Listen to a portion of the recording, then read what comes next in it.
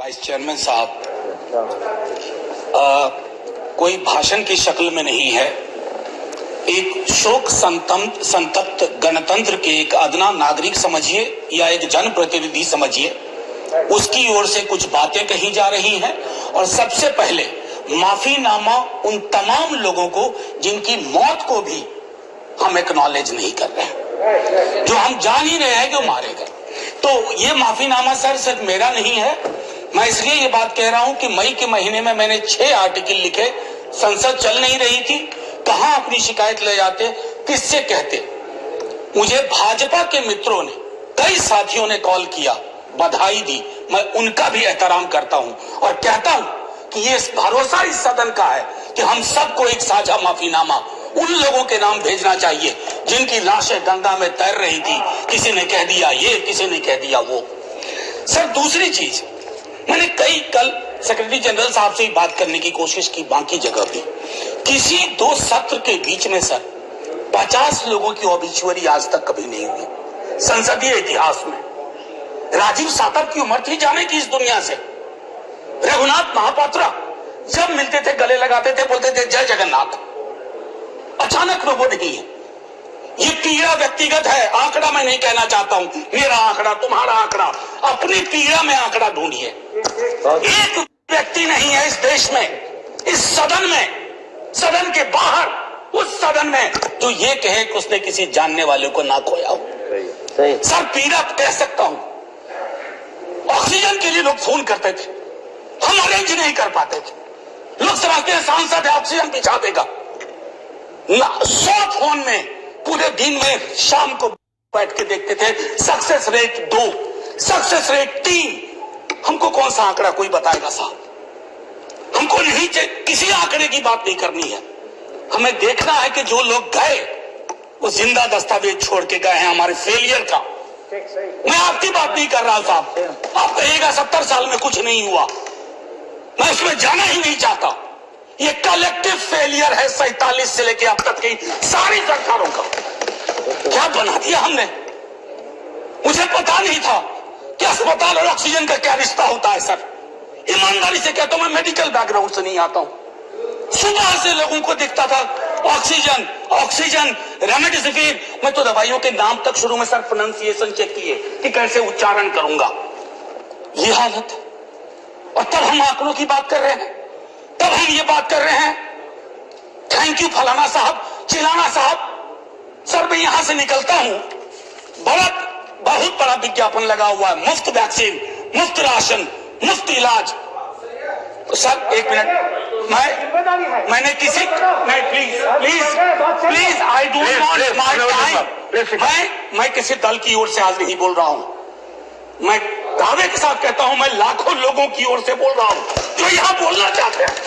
और मेरी बात सुनिए, आज शिकायत नहीं कर रहा हूं आपसे। ये वेलफेयर स्टेट है ना, एक साबुन की टिकिया अगर कोई गरीब गांव में खरीद रहा है ना सर, तो अडानी अंबानी के बराबर का करदाता है।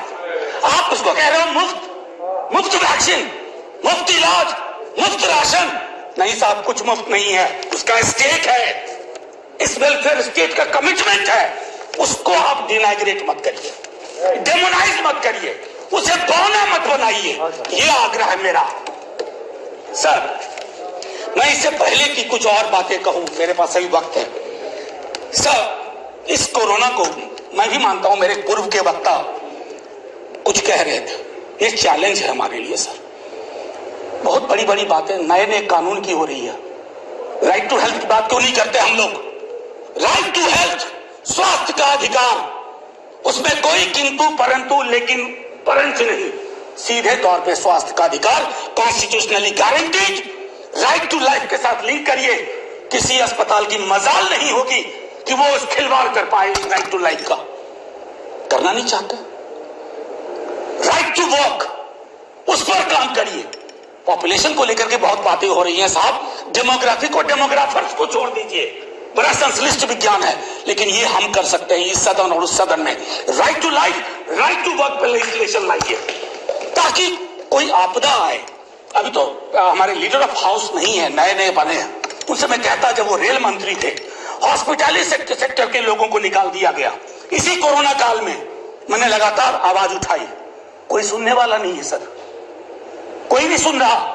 अगर आप सांसद की नहीं सुन रहे हैं तो जो छोटे अदना संविदा वाले नौकरी से निकाले गए उसकी कौन सुनेगा सर। एक और अद्भुत चीज हुई इसी कोरोना के दौरान, माननीय उपसभापति महोदय, जब हाहाकार मचा हुआ था हॉस्पिटल के लिए, आईसीयू बेड्स के लिए, दवाइयों के लिए, यह हाहाकार जब मचा हुआ था उस दौर में सर